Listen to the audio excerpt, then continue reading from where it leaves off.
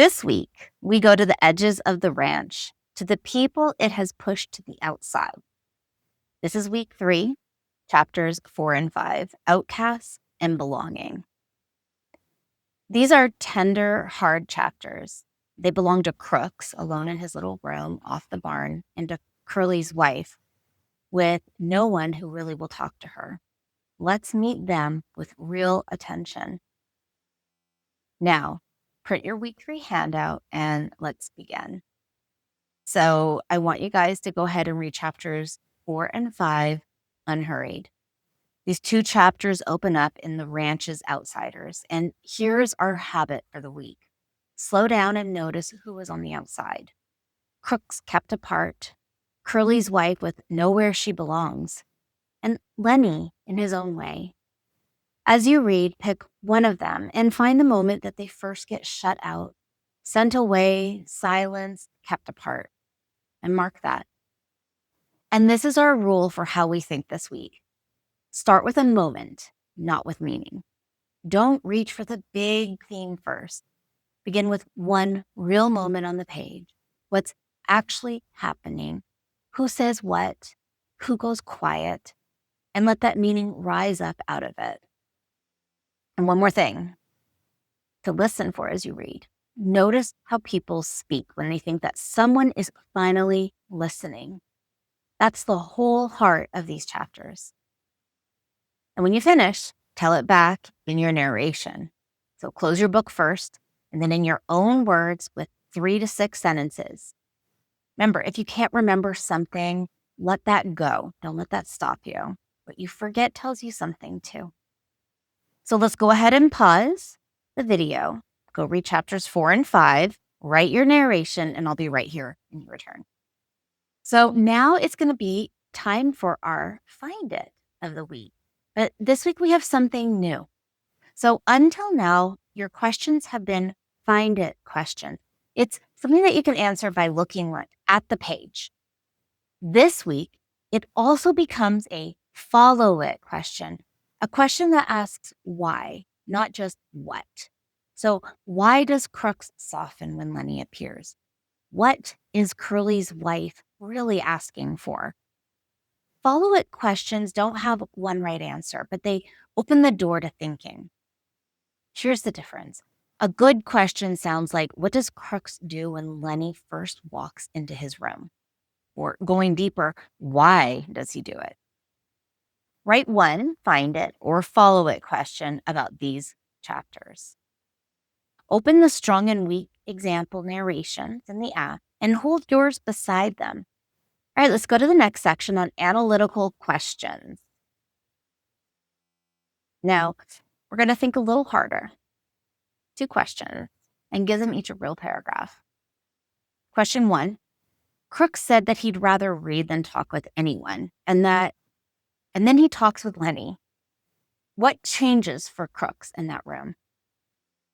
And 2, Curly's wife tells her story to Lennie, the one person in the barn who can't really listen. Why do you think Steinbeck gives her that particular audience? And here are some questions to sit with, just for your own thinking. Who stayed with you in your narration? Was it Crooks, Curly's wife, Lennie? And whose voice are you missing? What does each of the outsiders want? And what has each of them been denied?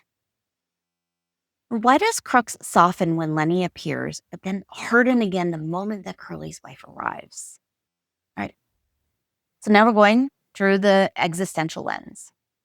Last week, we met Albert Camus and Sisyphus, the man condemned to roll a boulder up the mountain forever, and Camus' strange, brave claim that we must still imagine him happy. This week, we point that lens straight at the outsiders. Look at one character, Crooks, Candy, or Curly's wife, and ask, what is the boulder that they keep having to push uphill? And how do they keep going? Because that's the idea. Every one of these people has been handed a life that is hard and that keeps rolling back down on them. And every one of them is still making choices about how to live inside it. Now, for my honors students, and I'd love for everyone to read these. So even if you're not doing the honors track activities, take the time to read this. It's not long. Where are the flickers of happiness in this novel? The small, real flickers of happiness. Find them. And do you agree with Camus that one must imagine Sisyphus happy? Can there truly be happiness or meaning inside of a life this hard? We're not going to solve these today, but we're learning to live inside of the question. Okay, now let's go onto the image of the page. Jacob Lawrence's The Migration series. It's a 60 small painted panels telling the story of Black families leaving the rural South. People who are on the move, displaced, carrying everything that they own, looking for somewhere that they might finally belong. This week, for Savoring Our Words, we're going into dialect. Now we're going to slow down and really savor the language. This week's craft, again, is dialect, which is the particular way a group of people speak, the grammar they use, the words they choose, the rhythm of their sentences. And Steinbeck gives nearly everyone on this ranch a different voice. Crooks, Curley's wife, Candy, the ranch hands. Listen for what each voice tells you about who a person is and where they have been. Your featured passage is Crooks in his room on chapter 4 when Lennie wanders in and Crooks begins to talk. Let's go back to it and read it together. In the middle of the page, Crooks leans forward over the edge of his bunk. "I ain't a Southern Black man," he said. "I was born right here in California. My old man had a chicken ranch, about 10 acres. The white kids come to play at our place, and sometimes I went to play with them, and some of them was pretty nice. My old man didn't like it. I never knew till long later why he didn't like it. But I know now." He hesitated, and when he spoke, his voice was softer.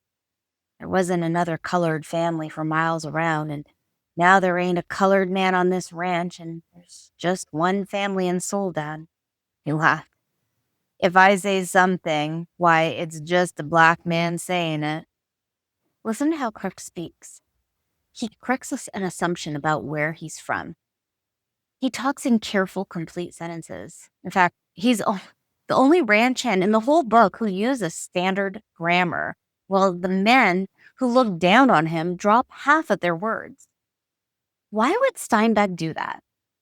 Why does Crooks's careful, correct voice tell you about who he is and about the world that keeps him in a room by himself? On your handout, there's a small chart. Crooks is filled in for you as an example. So for your turn, I want you to find two more voices, Curly's wife and Candy. Write down something that each of them says and what their way of saying it tells you about them. And now it's time for your keep, our Commonplace journal. Remember, Charlotte Mason always had her students keep a Commonplace book. It was a place to hold sentences that were worth saving. So from chapters 4 and 5, choose 1 to 3 lines that you want to keep. Copy each one exactly and add a short note about why it matters to you. 1 keep is the minimum, but you could keep 3 lines. That's fine. In chapters this full of loneliness, the line that stays with you is often the one somebody says while trying and failing to be heard. So the capstone this week, on your capstone page, your step is a paragraph on freedom and choice. Look at the character that you've been following all along and find a place where they have a real choice, a bit of freedom, however small, and then write about why or what they choose and why they chose it. Anchor your paragraph with 1 quote from the book. Interpret that into your own words as well. And open the capstone page and read the fuller description there before you start writing, because that's where your full assignment is. And now for your relation study this week, keep it moving forward. You're going to add 1 more section, 1 more plant, 1 more source and note. No more than 40 minutes max. You just keep moving slow and steady. And then make sure you turn all your work into the Google Classroom. Take a photo or scan each section. Remember, you don't need to retype anything. Remember, these pages are a record of your work. So the whole of it is the attention that you brought to people in the world that tried to make it invisible. Here's the living idea I want to leave you with today. To begin is not something the world owes us. It's something we keep choosing to reach for, even when it's been denied. Next week, we'll be at the endings, and I'll see you guys there.